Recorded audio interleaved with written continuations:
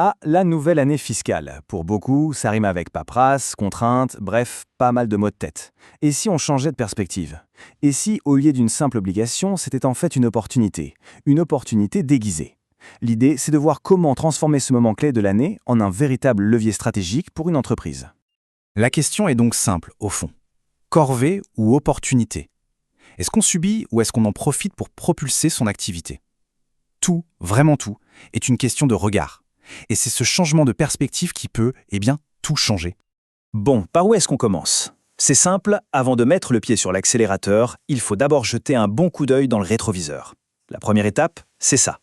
Une analyse honnête, sans concession, de l'année qui vient de se terminer. Souvent, on pense que les états financiers, c'est juste une liasse de chiffres pour la banque ou les actionnaires. Mais en réalité, c'est beaucoup plus que ça. Il faut voir ça comme une sorte d'autopsie financière, un vrai scanner médical de l'entreprise. C'est là-dedans qu'on va trouver les points qui coincent, voir comment le crédit client a évolué, repérer les stocks qui dorment, bref, c'est l'outil de diagnostic numéro 1. Mais attention, un chiffre tout seul, ça ne veut pas dire grand-chose. La vraie valeur, elle apparaît quand on commence à comparer, quand on met les ratios financiers de cette année à côté de ceux de l'année dernière. C'est là que tout s'éclaire. On voit les tendances, on comprend ce qui a marché, ce qui a moins bien marché. C'est là en fait que les chiffres commencent à raconter une histoire. Ok, le bilan est fait. On sait d'où on vient. Maintenant, il faut savoir où on va. C'est le moment de passer de l'analyse à l'action, à la planification. Parce que sans cap clair, on avance à l'aveugle. Et ça, c'est jamais une bonne idée. Il y a une phrase qui résume parfaitement l'idée. Le maintien des conditions économiques existantes signifie un recul. C'est fort, non? Et c'est tellement vrai. Penser qu'on peut juste se maintenir, rester sur ses acquis, c'est une illusion. Dans le monde des affaires d'aujourd'hui, si on n'avance pas, en réalité, on recule. Il faut donc être proactif, toujours chercher la prochaine étape. Concrètement, ça veut dire quoi? Eh bien, ça veut dire se poser les bonnes questions. Est-ce que c'est le bon moment pour lancer cette nouvelle gamme de produits? Est-ce qu'on doit mettre plus de billes dans la R&D? Ou peut-être qu'il est temps de s'adresser à un tout nouveau public? C'est ce genre de questions stratégiques qui vont dessiner le futur de l'entreprise. Pas juste pour l'année qui vient, mais pour les 3 prochaines années. Attention par contre, avoir de grandes ambitions, c'est bien, c'est même essentiel. Mais il faut garder les pieds sur terre. Le secret, c'est de trouver le juste milieu. Des objectifs assez ambitieux pour être motivants, mais assez réalistes pour qu'on puisse vraiment les atteindre. Tout est dans cet équilibre. Ok, on a la destination. Maintenant, il faut le carburant pour faire le voyage. Et ce carburant, c'est le budget. Mais là encore, il y a budget et budget. L'idée, ce n'est pas de voir le budget comme une contrainte, comme une cage. Non, un budget bien pensé, c'est un outil puissant au service de la stratégie. En gros, il y a 2 écoles pour faire un budget. D'un côté, la méthode, disons facile, on prend les chiffres de l'an dernier, on multiplie par un petit coefficient et hop, emballer c'est peser. De l'autre côté, il y a l'approche stratégique. Là, on repart de zéro. On se base sur les besoins réels. De quoi les départements ont-ils besoin? Qu'est-ce que le marché demande? Comment nos clients évoluent? Et là, on ne fait plus un simple calcul. On construit un budget qui a du sens, un budget qui porte une ambition.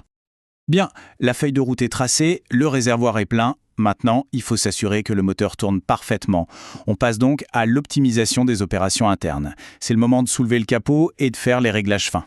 Voilà un conseil financier qui peut surprendre au premier abord, mais qui est pourtant plein de bon sens. De l'argent qui dort sur un compte en banque, ça ne rapporte quasiment rien. En revanche, les intérêts d'un emprunt, eux, ils coûtent cher, très cher. Donc souvent, il est beaucoup plus malin d'utiliser cette trésorerie pour rembourser un prêt en avance. C'est un calcul à faire, mais qui peut s'avérer très rentable. Ici, le maître mot, c'est vraiment la proactivité. Il ne faut pas attendre un appel de son banquier. Non, c'est l'inverse. Au moins une fois par an, c'est une bonne pratique de prendre les devants. On réexamine tout. Les taux, les commissions, les frais, et on renégocie. C'est une démarche qui peut sembler simple, mais qui peut faire économiser beaucoup d'argent. Bon, le moteur est bien réglé, c'est parfait. Mais une entreprise, ça ne vit pas en circuit fermé. Il y a tout l'environnement extérieur à gérer. Et ça, c'est tout aussi crucial. On va parler des relations avec les clients, et surtout de la réalité du risque financier. C'est une vérité parfois difficile à accepter, mais il faut être lucide. Un client, même le plus fiable, le plus historique, peut devenir insolvable demain. L'histoire économique est pleine de ces géants aux pieds d'argile qui s'effondrent sans crier gare. La vigilance n'est donc pas une option, c'est une question de survie. Et si malgré tout le pire arrive et qu'un client ne paie pas? En Israël, il existe une procédure pour faire reconnaître cette dette comme irrécouvrable. Le but? Pouvoir récupérer la TVA qui a déjà été payée sur cette facture. C'est un parcours qui passe par des démarches légales, notamment auprès de ce qu'on appelle l'Hotzah Lapoal, qui est l'autorité de recouvrement.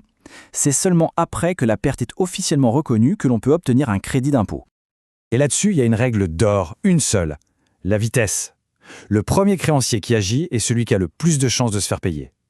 Il ne faut jamais attendre en se disant « ça va s'arranger ». Plus on attend, plus on se retrouve en bout de fil derrière tous les autres. La rapidité, c'est vraiment un avantage décisif. Donc si on résume tout ça, on peut voir 3 grands piliers, 3 leviers essentiels. 1. Analyser le passé, pour comprendre son histoire, savoir d'où on vient. 2. Planifier l'avenir, pour se donner un cap, une direction claire. Et 3. Optimiser le présent, pour que la machine tourne à plein régime et que l'exécution soit impeccable. On arrive à la fin de ce décryptage et la boucle est bouclée. Finalement, la question à se poser n'est plus corvée ou opportunité. La vraie question devient comment transformer cette obligation en point de départ d'une nouvelle trajectoire de succès.